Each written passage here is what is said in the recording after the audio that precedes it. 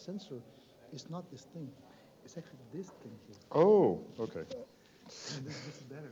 I see. I thought it was broken or something. Okay. I found it. Yes. You're Yes, now I'm sure. Yes. Okay, good. I was trying to figure out what was going on. Yeah, me too. Yes. Yes.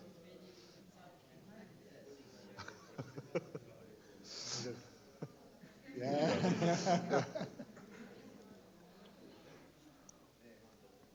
The scarf base makes you invisible. Yes. Shall we start? Okay, so just two brief announcements before we continue. The first one is that in the next coffee break, we ask the groups which are going to present today, to just come and try to install a presentation in the local computer. So we speed up things, or just test your computer if you prefer to do so, okay? So we test beforehand, we don't do it during the presentations. And the next announcement is that also in the next coffee break, those who have left their luggage in the secretary here have to remove their luggage because they're going to close, and we can leave it here some, okay? No? See? Okay. Thank you. All right, thanks. Okay, so we have this kind of theoretical structure in the background. Now we can see what individual neurons are doing, not just one at a time, but 100 at a time, maybe 1,000 at a time, maybe more. What are we going to do? So what I want to do is to give you a strategy which my colleagues and I have been following, and it's by no means the only thing you could do. You can think about doing other things, and actually we'll see a little bit more in the second half. Let me say that what I'm going to try and do is to understand something about the collective behavior of the network by trying to write down the probability distribution for the states of the network as a whole. So remember, if the states of one neuron are sigma I is plus or minus 1, then the state of the network is the collection of all of these things. And of course, the number of possible states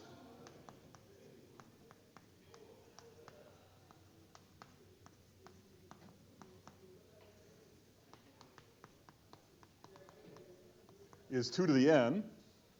And although this is a physics course and it's almost embarrassing to do this, let me remind you of something sort of really important but really obvious. If n is equal to 10, 2 to the n is 1,000. If n is equal to 20, then 2 to the n is 1,000,000. If n is equal to 30, 2 to the n is 1,000,000,000. And remember, we were interested in 100 neurons or 1,000 neurons, and you can fill in the table as well as I can.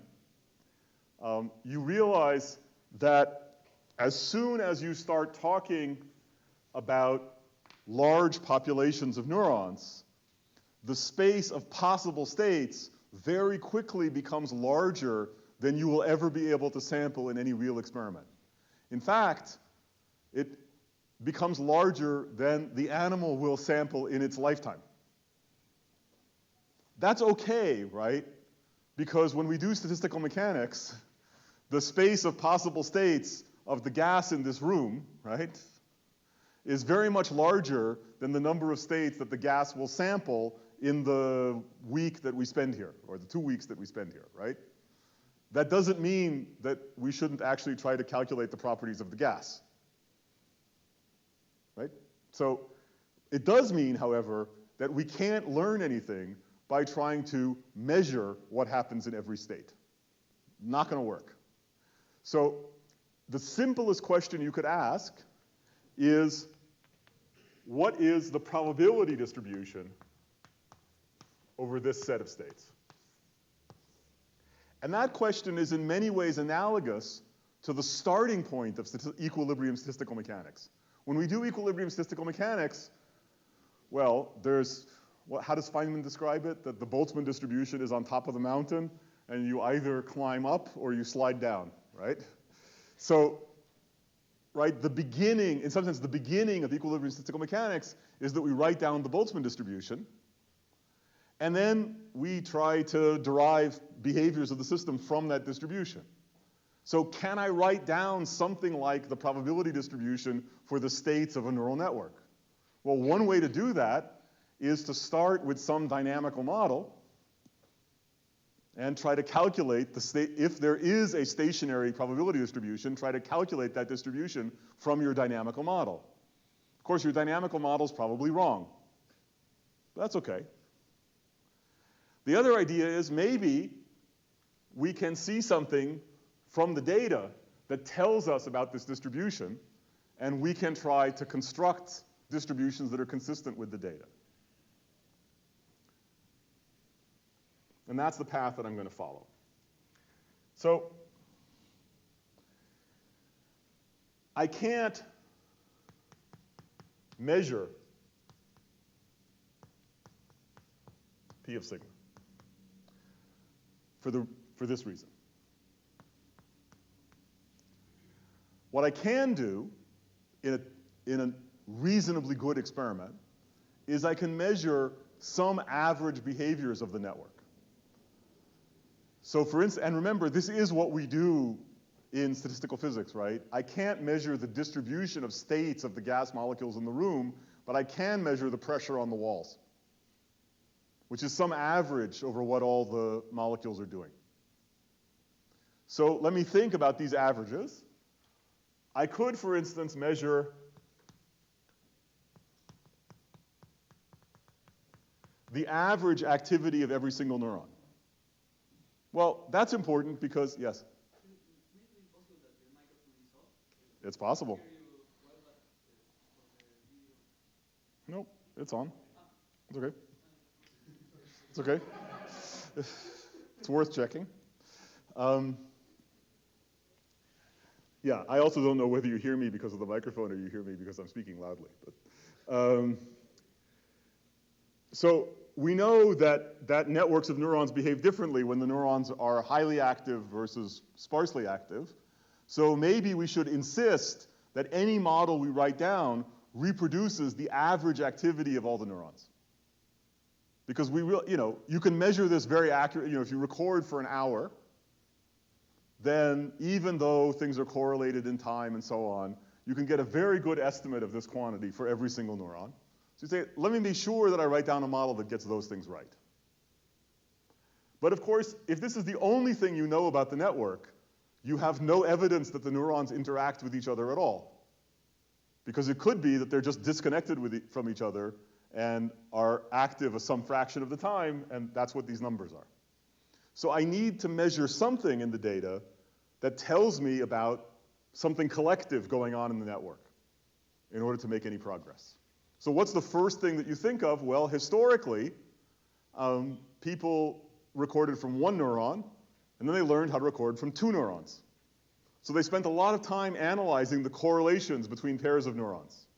And of course, in many physics examples, we know that the microscopic interactions are actually pairwise, and the correlations that emerge that are important for the collective behavior of the system are also pairwise correlations. So if you think, for example, about a magnet and you measure magnetic susceptibility, if you go back and ask yourself, how do I calculate the magnetic susceptibility? The answer is it's a two-point correlation of the spins. So we have a lot of intuition that measuring correlations among pairs of things is a good idea. So let's try and measure the correlations between pairs. And of course, you should subtract the mean, so only think about the connected correlations.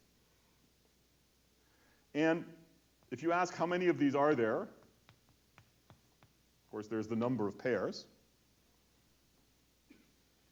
And this is a place to make an observation about this magical world of big data that we've entered into. In this magical world of big data, we record or keep track of many, many more examples of every phenomenon than we ever did before. But we also study systems that have much higher dimensionality. So if I ask you, what is the correlation between neuron number 17 and neuron number 48? If I record for an hour, I get a very good estimate of this quantity with a small error bar. And it doesn't matter whether I was recording from 49 neurons, which is just enough to be sure that I have a neuron number 48, or 4,900 neurons. Same error bar if I only ask about one element in this matrix, right? This is a matrix, Cij. If I ask about one element, the error bar, of course, depends on how long my experiment is, but it doesn't depend on how many neurons I record from. But if I now ask you about a global property of the network, or a global property of the correlations, such as, for example, the spectrum of eigenvalues of this matrix, now that the random errors in the measurement of every single element of the matrix becomes a systematic error in determining the eigenvalues, because it's a nonlinear transformation. So random things get turned into systematic things. And the size of that systematic error depends not only on how long I record, and thus what is the error of each individual element, it also depends on the dimensionality of the matrix. In fact, if there are no real correlations, then this is the problem that Marchenko and Pasteur solved, which is I take d random variables, I do that t times, I form the covariance matrix, and then I look at its spectrum.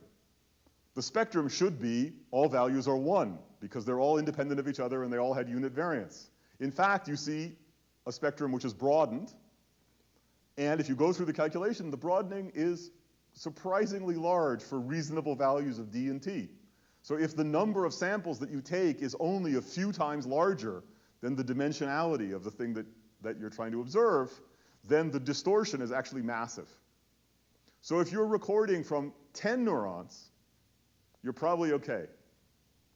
If you're recording from 100 neurons, well, you need many thousands of samples.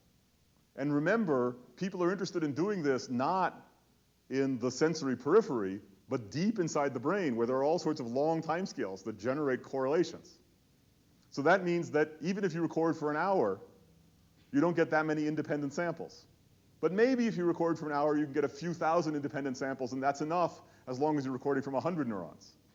But then when you record from 1,000 neurons, you're dead, right? There's no way you're going to get many tens of thousands of samples of the patterns of activity of neurons deep in the brain in the course of a short experiment. Now, there might be some strategy of recording back to the same thing over multiple days and everything else. People are working on this, but it's hard. So somewhere in this scaling up of our ability to record from large numbers of neurons, it means that there are certain questions we have to stop asking or bring much more powerful mathematical tools in order to extract things out of the data. Okay, so that's an aside. And it will be important.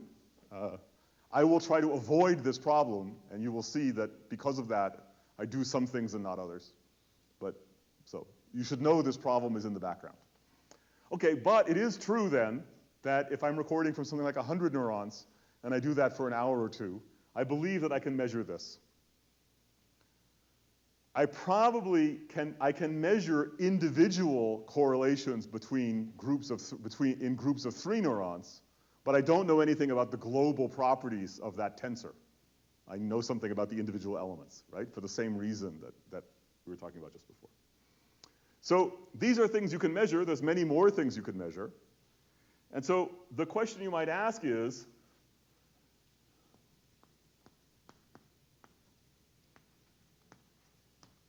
what do the measured values of these expectation values tell us about the underlying probability distribution? And the answer is not much, because if you look at it, there are n squared of these things. well, over 2, but don't, I mean, n times n plus 1 over 2, but n squared. And the probability distribution is a probability distribution over 2 to the n states. So that means that there are 2 to the n minus n squared free parameters that you haven't determined. And you know, for reasonably large n, 2 to the n is so much bigger than n squared that you haven't actually gotten anywhere. So in fact, most of the probability distribution is completely undetermined. So how can I make any progress at all? Well, one way to think about it is that there's an infinite number of probability distributions that are consistent with observations. So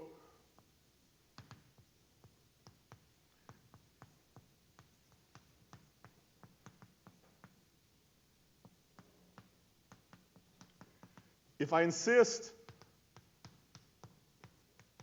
that these equations are true,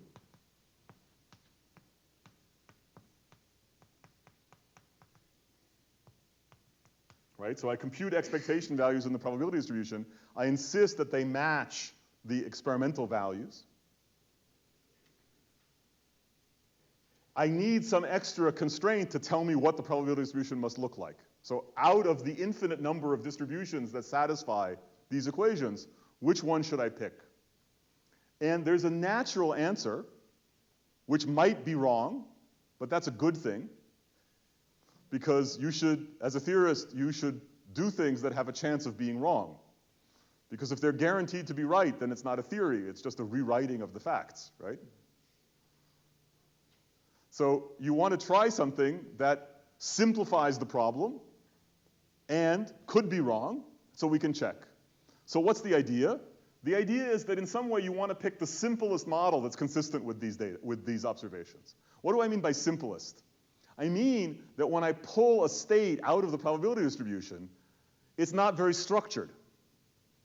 In fact, I want the states that I pull out of the probability distribution to look as random as they can possibly be while still obeying these constraints. So what I should do, those words, not much, as little structure as possible, as random as possible, we know that there's only one way to turn those words into math, and that's to say you should compute the entropy of the probability distribution.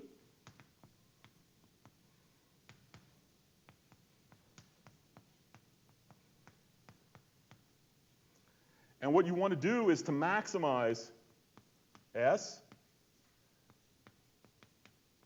at fixed 1 and 2. So it seems like that problem is going to be difficult because you have to maximize some functional of the probability distribution while obeying certain constraints. But many of you know that that's actually not a hard problem. And the reason is you all know one example of this problem, which is if I ask you for the probability distribution that maximizes the entropy while fixing the average value of the energy, the answer is the Boltzmann distribution, because that's the definition of being a thermal equilibrium. But if you think about it, you know, the fact that it's the energy that goes in the Boltzmann distribution is very special because that's the energy that's in mechanics, and that's why it's statistical mechanics and not just statistics, right?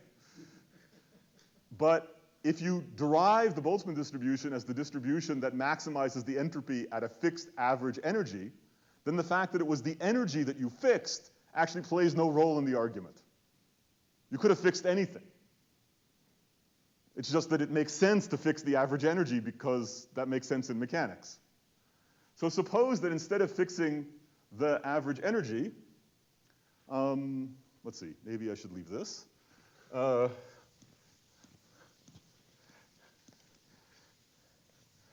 Suppose that instead of fixing the average energy, I fix the average of all these other things.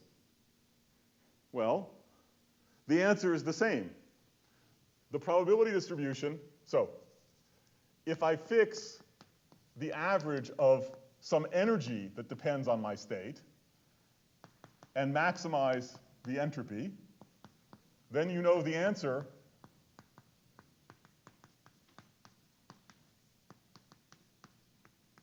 is this. Of course, you can't do this for neurons because there's no energy.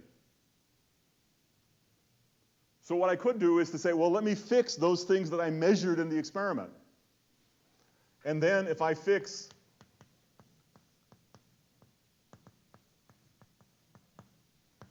that, then what I will get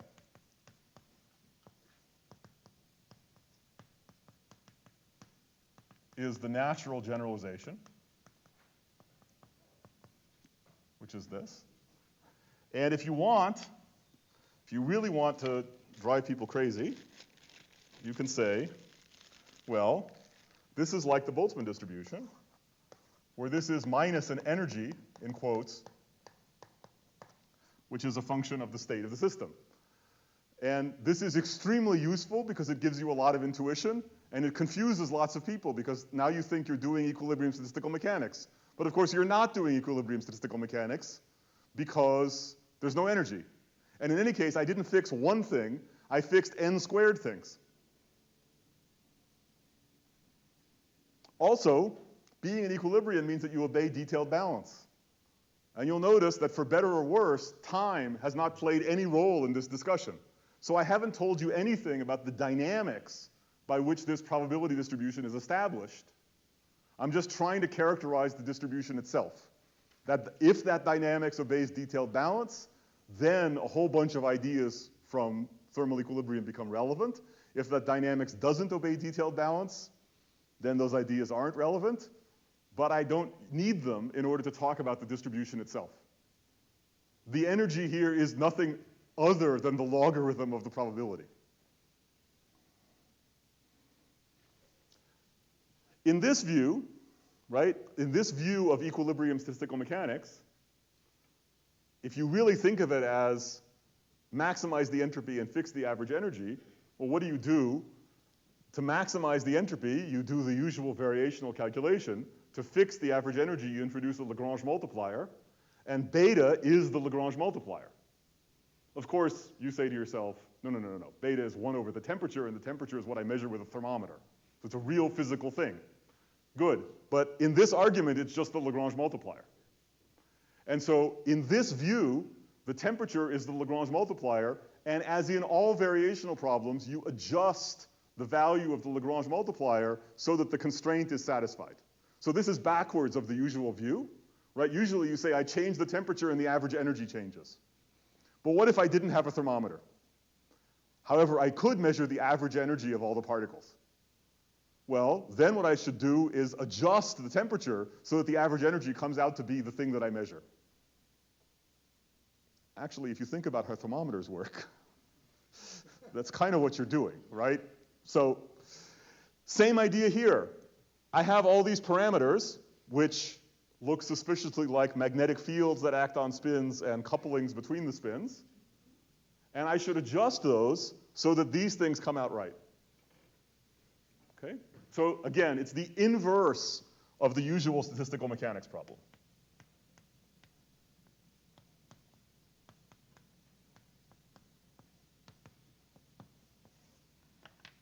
So usually in statistical mechanics, I give you the Hamiltonian with its parameters, and I ask you to calculate the correlations. Here, I'm giving you observations of the correlations, and I ask you to find the parameters of the Hamiltonian.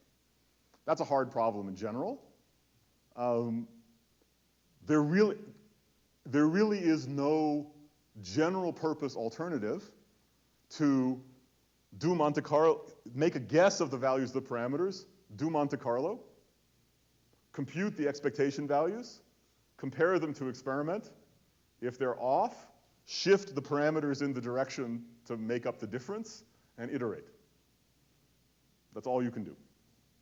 By the way, if you're interested in these things, that corresponds to trying to fit this parametric model to the data using maximum likelihood if the samples were independent of each other.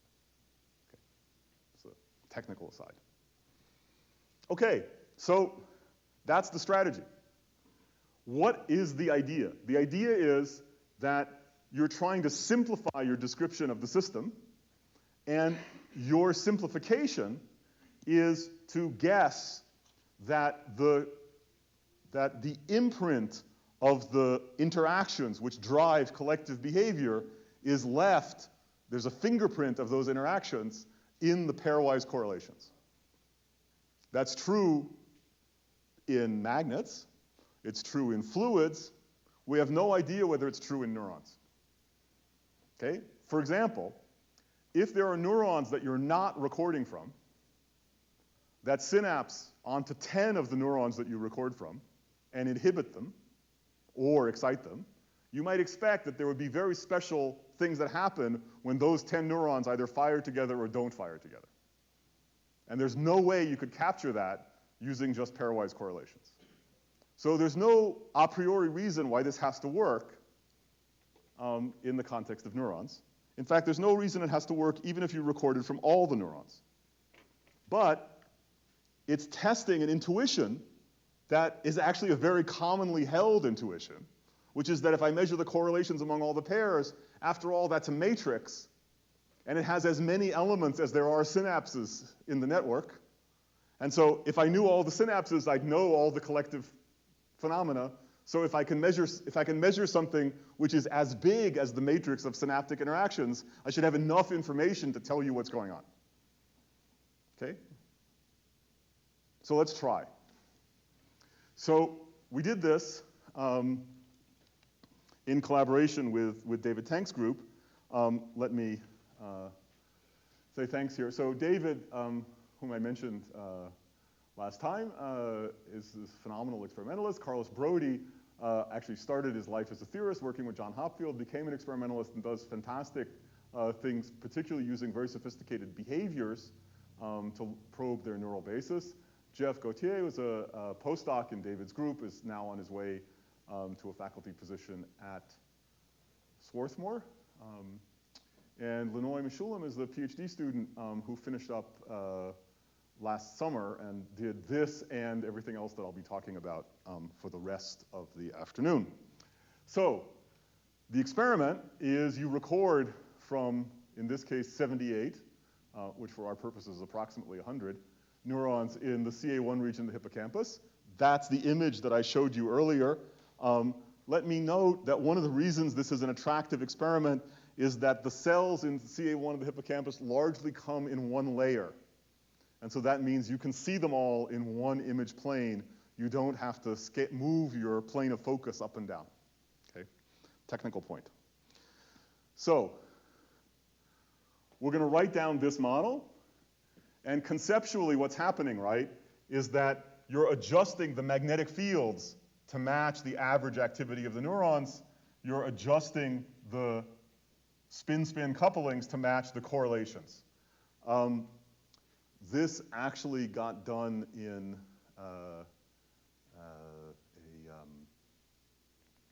0-1 representation, but rather than a +1, -1 representation. But I think it doesn't matter for what you're looking at. Much more unfortunate is the fact that we lost the color scale somewhere in reproducing all these figures from one format to another, so I apologize for that. But let me take you through what's happening. This is the average activity of each of the neurons. These are these fluorescence signals that are related to calcium concentration. So what we're going to do in this part of the talk is we're going to take those signals and basically discretize them and declare that each neuron is either on or off. And that's mostly whether the fluorescence is above a threshold or not. There is a little bit of a glitch because we know something about the dynamics by which the signals turn off. So if they sort of start downward and then slow down, you know that that probably represents the neuron going off and coming back on. That's a kind of second order effect. If you just thought that what we were doing was thresholding, that would be enough, but we do a little bit better than that. So we have a binary variable, and in this case, again, it's 0, 1. And if you take the expectation value, you see that most neurons are on only a few % of the time. So activity in the brain is sparse. Very widespread observation. It's also true that the neurons are correlated with each other. Again, I apologize for losing the scale. I don't know how this happened. Neurons that, these neurons have some fairly strong positive correlations, but strong, of course, is a relative matter. Actually, if you think about it, If your expectation values are only a few percent, having correlations of a few percent is actually pretty big. And if you look at the distribution of these correlations, what you find is that most of them are below, these are the correlation coefficients. Most of them are below 10%, right? The thing I wrote here is the covariance. These are the correlation coefficients, so normalized by the standard deviation of each variable. Most of the correlations are negative. A few of them are positive. This makes sense because this is a region of the brain where we have place cells. If I have two neurons that are responding when the animal is in the same place, then they should be positively correlated. If they're responding in different places, then they should never fire at the same time, which means they'll be negatively correlated. So you see mostly negative correlations. We'll come back to this. So you take these are the inputs, right? The average of sigma I and the average of sigma I, sigma j. You then construct this model, and you get H's and J's, and these are the H's and these are the J's. And if you can stare at these and see the relationship, you should talk to me later because, I mean, yes, things that are positively correlated tend to be positively coupled, but I don't know, for the rest, I'm not sure what. It's complicated, right? You know that the relationship in a system that's inhomogeneous or disordered, the relationship between the pattern of correlations and the pattern of couplings is very complicated, right? That's the essence of the solution of the mean field spin glass, right? So in the mean field spin glass, the couplings are chosen completely at random, and yet the correlations have this complicated ultrametric structure, right? So you know that the two things on the sides of the equation have a very non-trivial relationship to each other. Good, so we succeed in doing this, and I could show you, for instance, that if you take this model and compute these things, you get them back. That's how we found the model. So now the question is, does this model work? And in order to ask whether it works, we have to compute something that is not used in building the model, right? But a very important point is that having arrived at this stage of the analysis, we no longer have any free parameters. So the H's and the J's are entirely determined by these experimental measurements. So if you want, you can think of this maximum entropy model as just a strategy for taking one set of experimental measurements and turning them into predictions for other sets of experimental measurements, right? And the model just sits in the middle and things flow through it, right? There aren't really any parameters. There's one set of things you measure and another set of things you measure, and the model says they should be related to each other in this way. So let's see whether that works. So for example, you could compute the probability that out of the n neurons, k of them are on at the same time. And you see that you get that right. Maybe there's a little bit of a glitch here, but of course this is something that only happens 1 in 1,000 times. Remember that we can think of the probability distribution as being e to the minus an energy, and then we can ask, if we simulate the model, what is the probability distribution of this energy? You might think, well, it's the Boltzmann distribution. No, but of course there's a density of states, right? So you need to know how many ways are there of getting the same value of the energy. You put those together and that gives you the distribution of energies. And then you can go through and walk through the data and compute the energy for every state that you see the neurons in and look at its probability distribution. And you'll notice that they agree with each other all the way out to energies of 25. Remember that e to the minus 25 is 10 to the minus 10. That's a very small probability. In fact, all the states that are out here are states that you see only once in the experiment. So we don't know their actual probabilities, but we know what energy the model assigns to them. And the distribution of that energy comes out right. Okay. These are all things which I think, and we could also do the triplet correlations. Do I do them? Yes, here we are. Since we built the model out of pairs, you could try triplets. So you can predict the triplet correlations, and you can measure the triplet correlations, and you get this cloud, which is a little difficult to interpret. So what we do is we take the axis, the x-axis, and we measure the RMS error in our predictions, and that is to say the difference between our prediction and the mean of our observations, root mean square. And then you can also measure the error bars in your measurements, right? You can estimate the error bars in your measurements.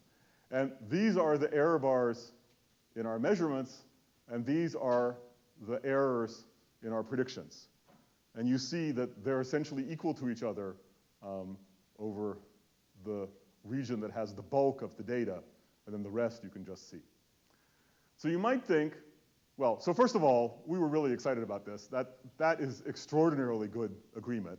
It says that you can predict, right? Remember, there are 100,000 of these elements, right? Because there's 78 times 77 times 76 divided by 3 factorial, right? So it's 100,000 of them. And basically, we're getting them right within experimental error with no adjustable parameters. You might say, well, wait a second.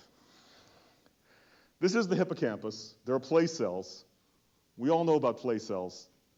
Maybe in some complicated way, all that's happening in this model is that we're implementing the idea that neurons respond to place or encode place. And so if we used that idea, we could do just as well. So let's make a model in which every neuron is independent of every other, but depends on the position of the animal as it moves through virtual reality. Well, I can take the data, sort it by the position of the animal, compute the probability of each neuron being active as a function of position in the usual way, and then simulate, assuming that they're independent except for the position.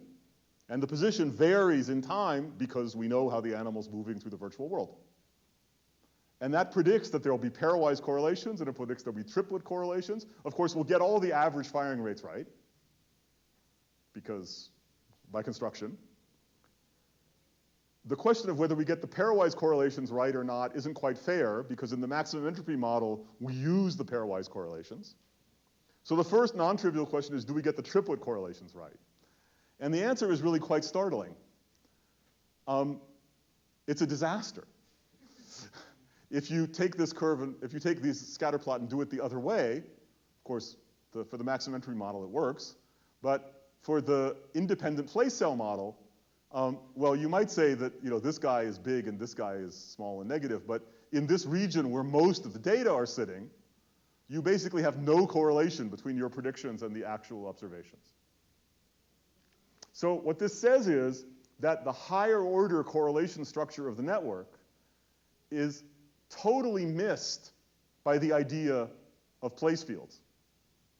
It's not that place fields aren't true, it's that that is not sufficient. It's a qualitatively true idea, but by itself it is not sufficient to predict the higher order correlation structure in the network.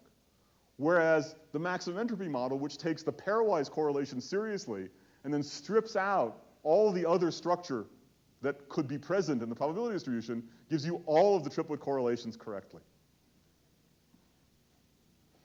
But the really dramatic test, right, is that if this description of the system as engaging in collective behavior is correct, then it means that if I tell you what n-1 neurons are doing, I should know what the last nth neuron is doing. So this is the equivalent of taking the Ising model and telling me what all the spins except the one in the middle are doing. And if you tell me the state of all the other spins, I can compute the probability that that last spin will be up or down. And because of the form of the model, of course, it just corresponds to there being an effective magnetic field that acts on each spin. And so now what I can do is I can walk through the data. I can focus on one neuron. At each moment in time, I compute the effective field on that neuron. And I keep track of whether it was active or not.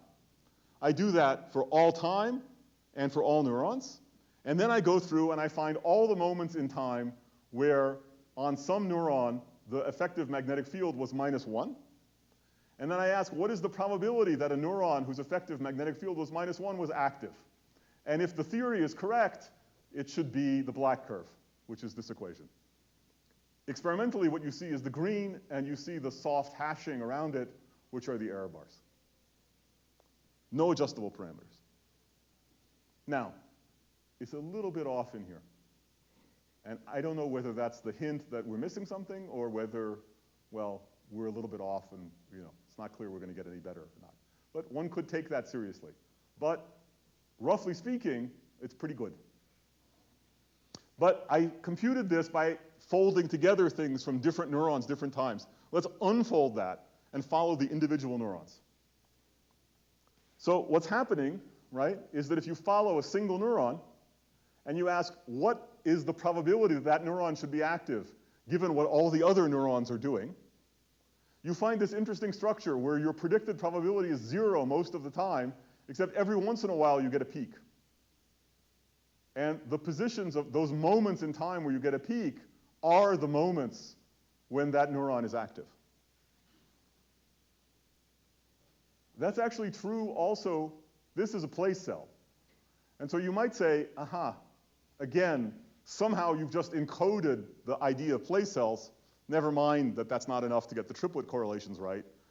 And of course it looks like this. It's because the animal is running along a track, and every time it runs through its place field, the neuron turns on. And it runs at almost constant velocity in a loop. And so you get periodic things, okay? So, I don't know. You have this complicated model. You have all these fancy physics words, but really it's just place fields. So let's go to another neuron. This neuron is manifestly not a place cell because its peaks of activity are not clocked in the same way to the running along the track. And what you see is that nonetheless, we still get things right. Every once in a while we get one wrong. And actually we chose this so that there was one obvious mistake. This one is not obviously a mistake. It might just be a low probability event. You have to check, right? See how often it happens.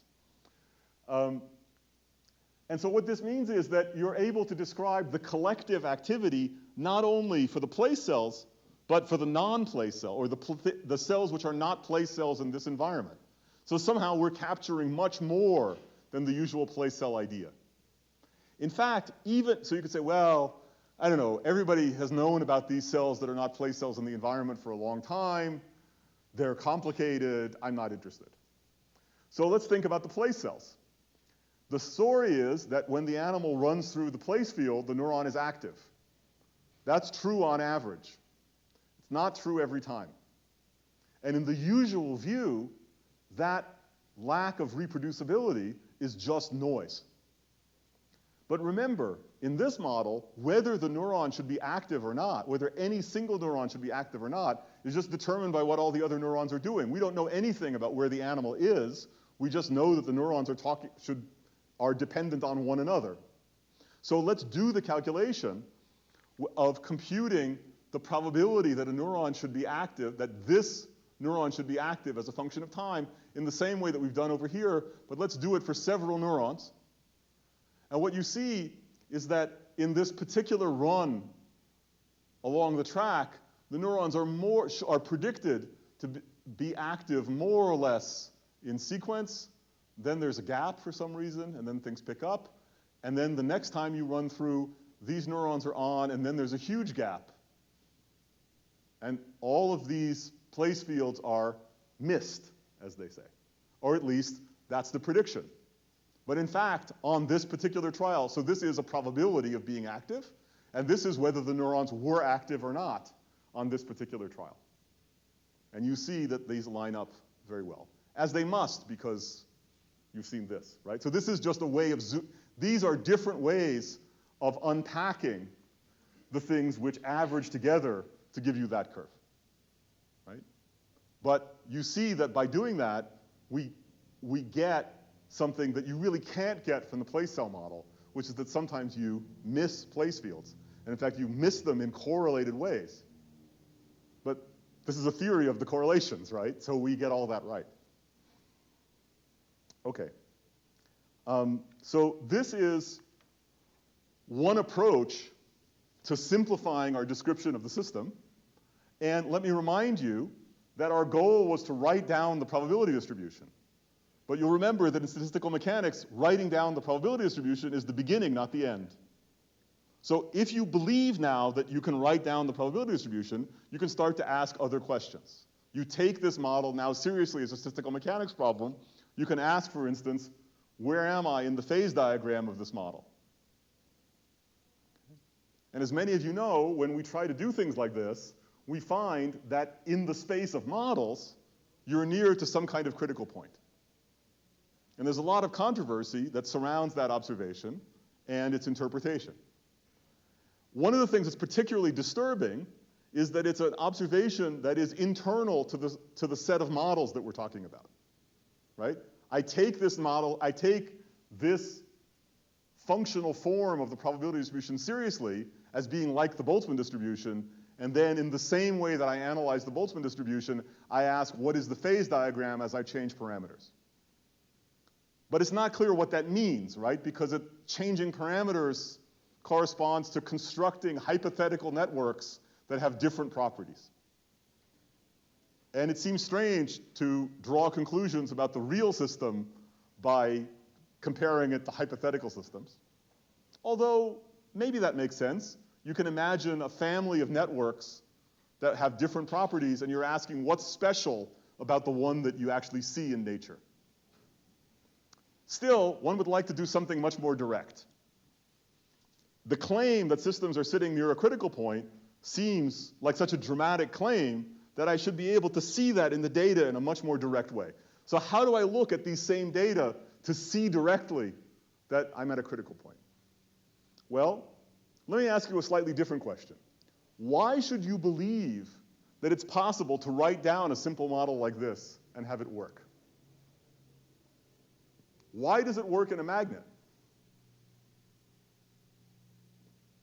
Does it work because this is really a microscopic description of the spins in a magnet? So, as you might guess from the way I asked the question, no. Okay? By the way, this is a very interesting point. I think in the way we teach that, so you should be careful. Let me allow myself a 1 minute philosophical digression. As we've talked about already in the couple days I've been here, physics has these two threads. There's a reductionist thread and there's a kind of synthetic or a thread about emergence. And statistical physics is somehow the bridge between these, right? It's the way we take our understanding of what's happening microscopically and predict what happens macroscopically. But the way we teach it, at least the elementary courses in the United States, I think we're corrupted by our friends in elementary particle physics. Because, right, there's this long saga of the triumph of the reductionist enterprise, and we make sure that students learn all about that before they see statistical mechanics. So they're left with the impression that the reason we get all of the macroscopic properties of matter right when we do statistical mechanics is because we understood the microscopic description so well. So this, of course, is wrong. And we know it's wrong because of the renormalization group.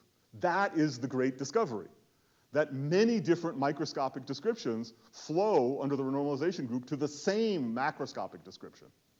And that means not that it's not interesting to know what's happening microscopically, but rather that the reason the things that can happen at the macroscopic scale are classifiable and understandable in and of themselves as the fixed points of the renormalization group transformation. There is a theory of macroscopic behavior which is to some extent decoupled from what's happening microscopically.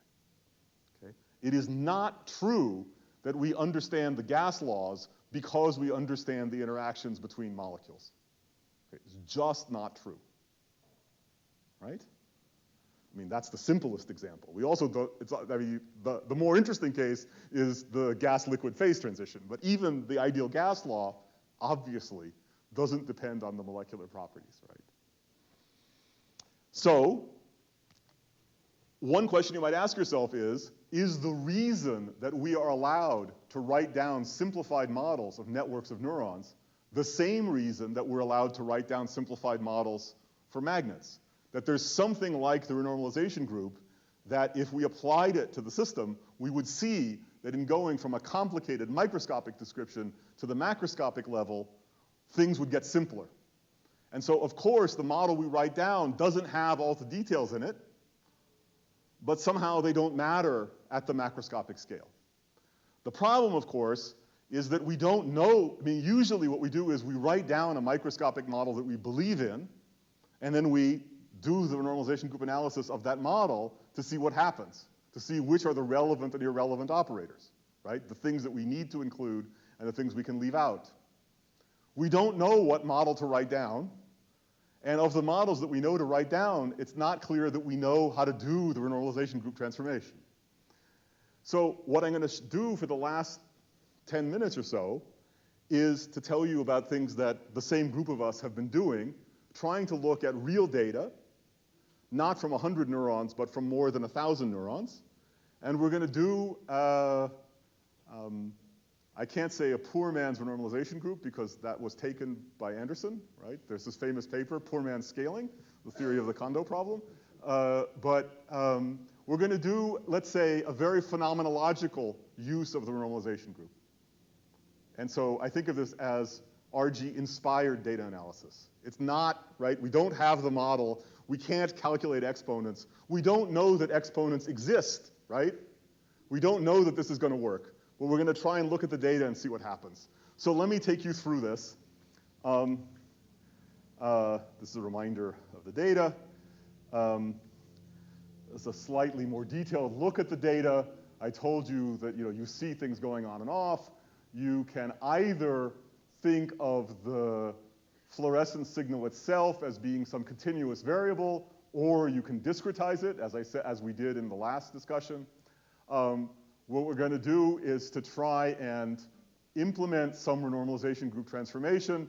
The first problem is that when we do, let's think about doing the renormalization group in real space. So what we do is we take every spin, the activity of every neuron, and we average it with the other neurons in its neighborhood. What's the neighborhood? The neurons are all connected to each other all over the place. So that's our first problem. So if I knew how to do that, I know how to do what comes next. So what are we going to do? Let's use the correlations themselves as a surrogate for neighborhood. Not because we believe, to use the fMRI terminology, that functional connectivity is equal to physical connectivity. We're going to use something much easier than that, which is that if I want to coarse grain my description, I should start by averaging together the things that are most strongly correlated, because that's what makes the most sense to average together. If I start averaging together things that aren't correlated with each other, I don't know what I'm doing, right? It's also true that if I had a system on a regular lattice with local interactions, then the thing you're most correlated with is your nearest neighbor. And so correlation would, in that case, be a proxy for position, for neighborhood. So let's take let's do this now with the continuous signals, just to be definite. We have continuous signals here from 8 neurons. These 2 neurons are very strongly correlated with each other. These two, this is the next most strongly correlated pair, this is the next most strongly correlated pair, and so on. So let's take these 2 and average them together. And then let's take these 2 and average them together, and so on. And then if you want to, you can do it again. You can do it again. You get the idea, right? There's one issue, which is that if you're keeping the continuous signals, then there's an arbitrariness to the amplitude of the signals. There's an arbitrariness at the beginning because it's not clear what a certain change in fluorescence means, right? It's related to a change in calcium concentration, which is related to the electrical activity. That's all very complicated. So what we're going to do, on the other hand, we know what 0 means. And the data, if you remember, have very high signal-to-noise ratio. So 0 is really 0. We want to preserve that. So what we're going to do is we're going to normalize things so that the non-zero values all have a mean of 1. Okay? And we'll do that. We have to do that again at every step. This is, if you want, the normalization part of renormalization, right? You'll remember that when you coarse grain, right, you should also do something with the scale. Okay, so it's clear? So now it's real space renormalization, right? Except I do something slightly funny, which is my neighborhoods always have 2 spins in them. Okay. You could do something else. Let me remind you, the universal things that emerge from the normalization group shouldn't depend on the details of your coarse graining scheme, right? So if you say, well, why did you choose this particular thing? If it matters that I chose this particular thing, then I'm in trouble. So how do we follow the flow of the normalization group? Well, usually we're doing a calculation in a model, and in the model we follow the flow of coupling constants. But here, what I'm doing is, as I said before, it's like showing you samples out of a Monte Carlo simulation, and I'm doing the renormalization in real space on the Monte Carlo simulation. Well, actually, Binder did this in 1981, right, to try and test the ideas of the normalization group. And what he said was, well, it's very simple. You should follow the distribution of the coarse-grained variable itself, because that you have access to, and you don't have to sample multi-dimensional distributions, right? So remember, if it's the ordinary ferromagnetic Ising model, if I coarse grain the spins and I'm above the critical temperature, the probability is right. A coarse grained spin is the local magnetization on scale L. As L becomes large, if I'm above the critical temperature, then I flow toward a probability distribution which is just Gaussian, centered at 0.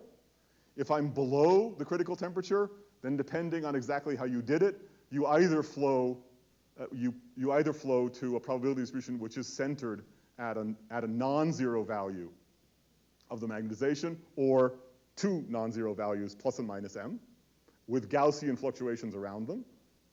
And it is only at the critical point that you get a genuinely non-Gaussian distribution.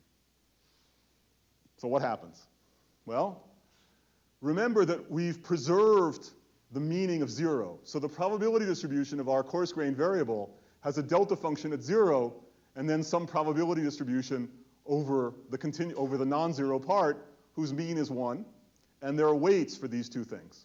So let's look first at the weight of the 0. And that falls as I coarse grain over more and more neurons. That makes sense, right? Because in order to get 0, all of the neurons that I've coarse grained together all have to be off. So that's a lower and lower probability event the more and more neurons I have together.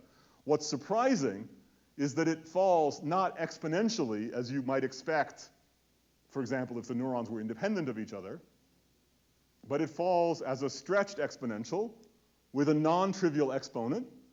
That scaling is accurate over 2 decades.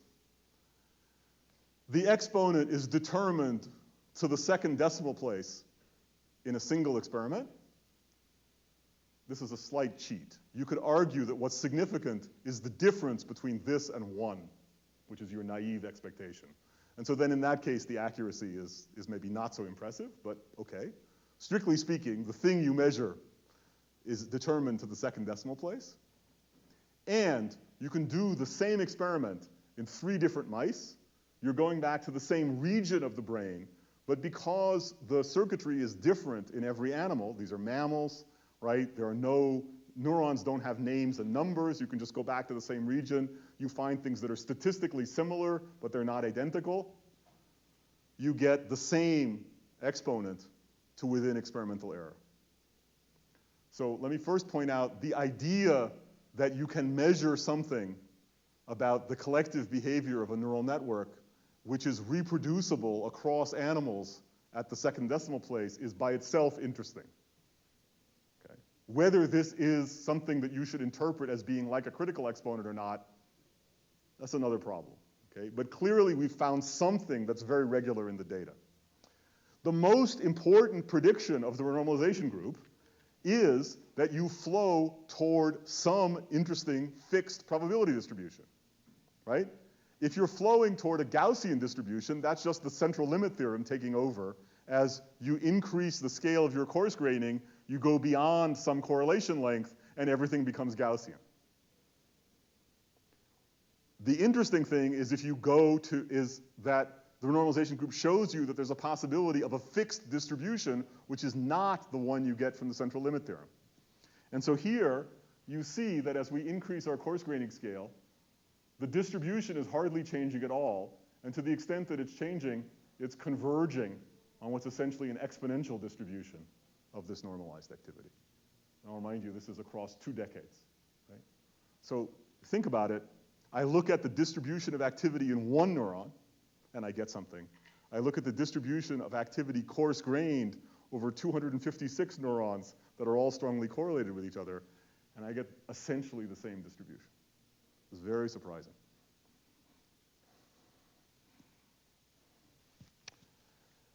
Well, let's work a little harder. Suppose that I take one of these groups of, I've been grouping neurons together, right? And let's say I've gotten to the point where I've grouped 64 neurons together. So that group of 64 neurons is the analog of a little neighborhood that has 64 spins in it. So I could look inside that neighborhood and compute the correlations. If the system were translation invariant, you would say, don't show me the correlation function in space, go to momentum space. But that is the same as diagonalizing the correlation matrix. So what we'll do here is we'll look at the spectrum of eigenvalues of the covariance matrix. And if you think about what scaling means, it means not only that you should see power law dependence of the eigenvalue on the rank, but it should only depend on the relative rank, right? You should see a scaling not only of the spectrum should scale not only inside one system, but systems of different sizes should be rescaled versions of one another. And that actually is in some ways an even stronger prediction. And then the one that's really striking is, remember, we didn't use anything about dynamics here, right? We just said put things together if they're correlated with each other, and that's at a single moment in time, because we're still thinking about the probability distribution of states of the system. But you know that in almost all the systems that we understand, if you're observing scaling, if your behavior is controlled by some non-trivial fixed point, you should also see dynamic scaling. The variables which are coarse-grained on larger scales should relax more slowly. So we tried that. I mean, it's not clear in this system exactly why that should be true, right? Because it's not clear that correlation corresponds to distance, right? But okay, let's just follow the analogies. And what you find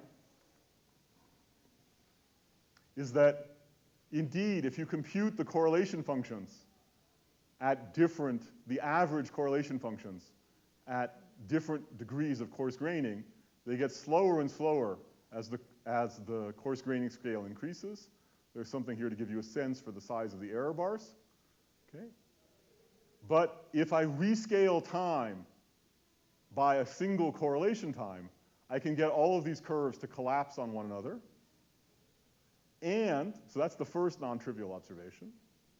And the time that you need to rescale is a power of the cluster size, a small power. And that's true, again, over 2 decades. Let me point out that at this end of the spectrum, you have a problem because the shortest time you're ever going to measure is the response time of your calcium indicator, and that's not that much shorter than the smallest time here.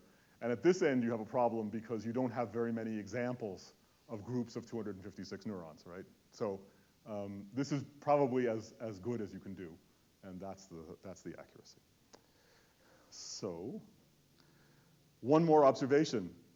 I said we did this, in some sense, we used correlation as a proxy for neighborhood, and thus we're doing something which is analogous to renormalization in real space.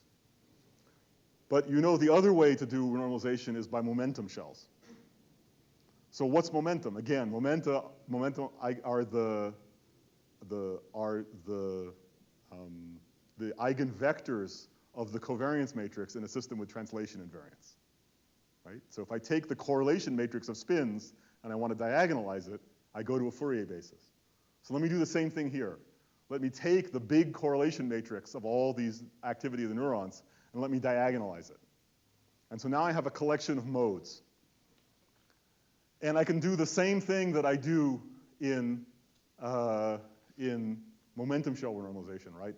I project out the modes that are at high momentum, which make a small contribution to the overall variance of the field. So I do the same thing here. I project out the eigenvectors, the directions in space that make small contributions to the total variance of the activity of the neurons. And then I move my cutoff. If I move my cutoff, and for example, I look at the temporal correlations that are left over, again, I can see rescaling, and the correlation time varies in a way that's, well, actually here what you do, sorry, one step at a time. I go into the analog of momentum space, which are the eigenmodes of the covariance matrix. I can now move my cutoff and look at the probability distribution of the activity, of the coarse-grained activity. So this is the equivalent of looking at the probability distribution of the local magnetization after you've done momentum shell renormalization down to some cutoff. And now you move your cutoff. And what you see is that as you move your cutoff, the probability distribution stays fixed. And it's not Gaussian, right? So this is not the central limit theorem in disguise. This is some non-trivial fixed point of this transformation. The other thing you can do is you can look at the individual modes, which are the analog of looking at the individual momentum components, and ask about their correlation time. And their correlation time is a power of the eigenvalue, right? Which is the same as what you would get if the ordinary dynamic scaling, tau goes like k to the z. And in fact, you can relate this exponent to, there is a relationship between the exponent you see here and the exponent that you see in the real space calculation, assuming that everything makes sense. And they agree. So here's two completely different ways of doing the coarse graining where you actually get quantitatively the same exponent, which makes sense, right? Because exponents aren't supposed to depend on how you do the coarse graining. So what have I told you? I told you that if we don't have too many neurons, we can actually write down explicit forms of the probability distribution using the maximum entropy idea. And those probability distributions are surprisingly effective at reproducing detailed features of the data. So that suggests that simple models really work, and you should take them seriously. Exactly what the implications are, that's more complicated, right? But you should take this very simple family of models seriously. The other thing I can say is, well, we know that in a large class of problems that we're familiar with in statistical mechanics, the reason that we're allowed to write down a simple model is not because the system is microscopically simple, but because the renormalization group tells us that the number of relevant operators is small and the number of irrelevant operators is large. So let's try to do the kind of coarse graining that we do in the renormalization group on the real data and ask whether any simplification happens. A priori, we don't know what we're going to see. I think the most likely thing you would have seen is just that everything becomes Gaussian. Okay? This is absolutely not what you see. You see that probability distributions flow towards some fixed non-Gaussian form, and along the way you see scaling with exponents that are reproducible from experiment to experiment. Okay? So we don't know yet whether these exponents are universal, but before you can show that they're universal, you have to show that they're reproducible. Okay?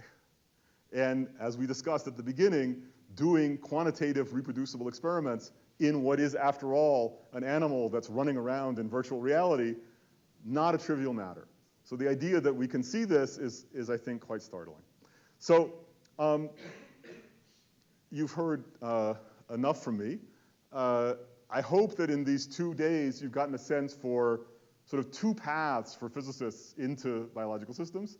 In one case, thinking about the extreme precision of these systems, and in the other case, thinking about emergent behaviors. And then in both cases, I think what's making this a special moment in our explorations is the possibility of having this level of theory-experiment comparison. And as I said at the end yesterday, I'll say it at the end today, 5 years ago, I would not have believed that this would have been possible. And so I don't know that we have the right theory, but I know that we've reached a level of theory-experiment comparison that makes it feel more like what physics is supposed to feel like. So, thanks.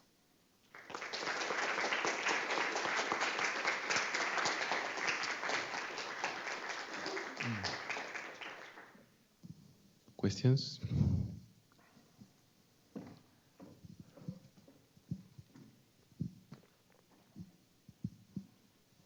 No, well, first of all, thank you very much for the lecture. It was really interesting. The models that you showed to us are very impressive. How effective they are, but I wonder why does it make sense at all to work within a equilibrium thermodynamics or equilibrium statistical physics approach when the brain is, I guess, that is very out of equilibrium constantly. Where in what I said did you detect that I was using an equilibrium model? You mentioned at the beginning that you mentioned equilibrium thermodynamics. So, look, I think this is it's funny, this is one of the problems, we talked about the interface between disciplines. Sometimes there's a greater problem communicating to physicists than to biologists. Biologists don't know to ask this question.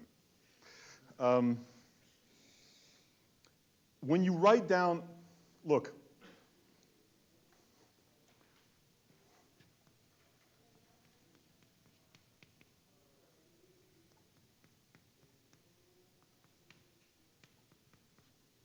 so presumably you've seen this probability distribution before.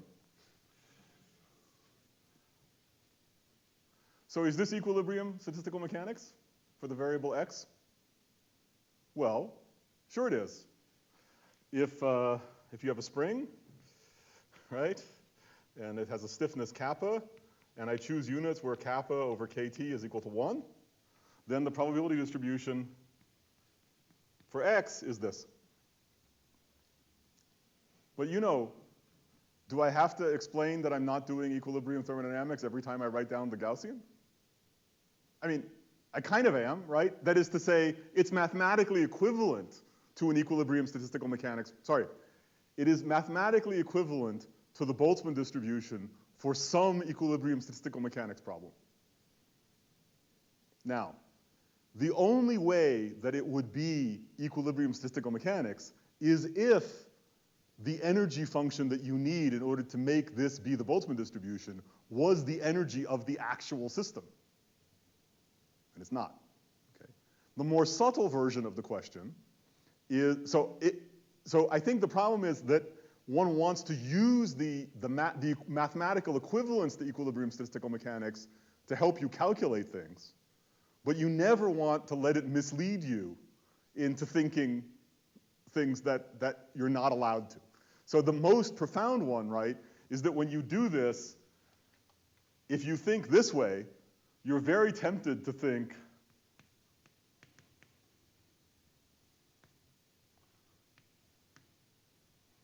that the dynamics, if this is the distribution of x at one moment in time, then the dynamics must look like this, where this is white noise.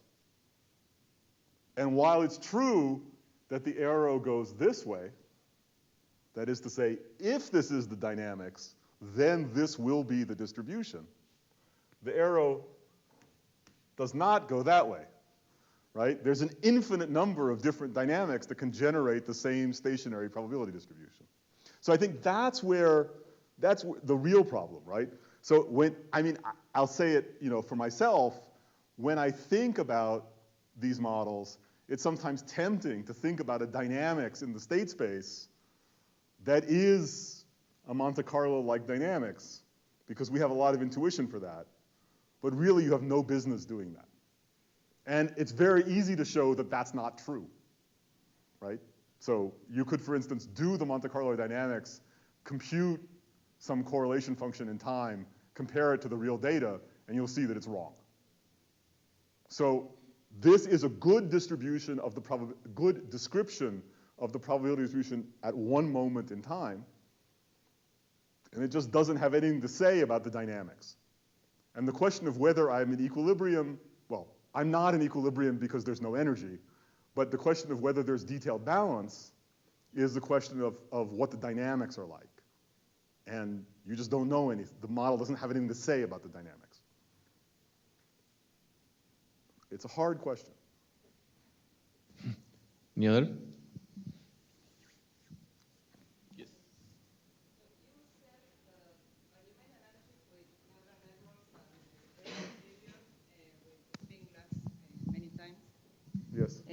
does that mean that you can find frustrated states in the brain maybe or something?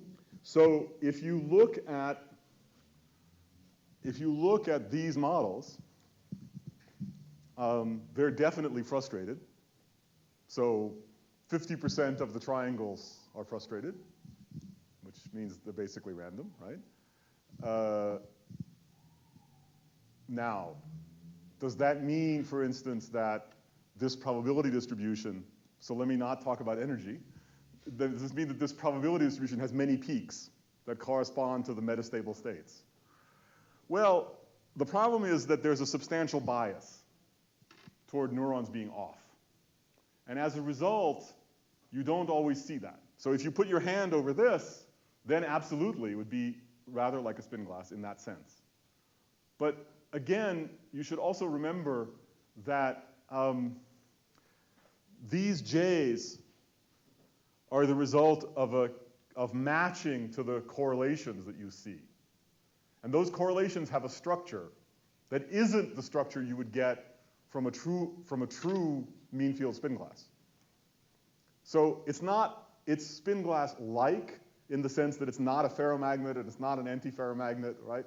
But it's not it's not an instance of, let's say, the Sherrington-Kirkpatrick model that we understand. So the spin glass idea is useful in thinking about these models for fixing your intuition, but it's not perhaps so helpful in calculating anything in particular. There's a problem that we've thought about, which I think is interesting, which is to say, what is really the problem that is inverse? So this is a problem of inverse statistical mechanics. I tell you the correlations, I ask you to determine the couplings. So what is the problem that is truly inverse to the Sherrington-Kirkpatrick model? And I think the answer is that you fill in the correlation, you fill in the covariance matrix at random, right? So instead of having the couplings be random, you have the correlations be random. And then you could say, well, you don't want to tell me about the correlation matrix, you want to tell me about the distribution of correlations. And so you could ask, well, if I fix the average correlation and don't tell you anything else, what have I done? The answer is you've built the mean field ferromagnet. If you tell me the variance of the correlations, then I've built something that is a kind of two-domain magnet. And if I keep telling you more and more moments, I build something which is a kind of, it's the Parisi hierarchy sort of backwards, right? Because I'm telling you the correlations and trying to infer the couplings instead of the other way around. And we've never gotten to the end of that calculation, but I think it's kind of interesting. Because in particular, it tells you, it's the minimal model that's consistent with the overall distribution of correlations in the network. I think it's kind of an interesting question. Thank so you. there, you would actually be using the spin glass tools in a more technical way. Any other? Okay, next thing. All right. Anyway.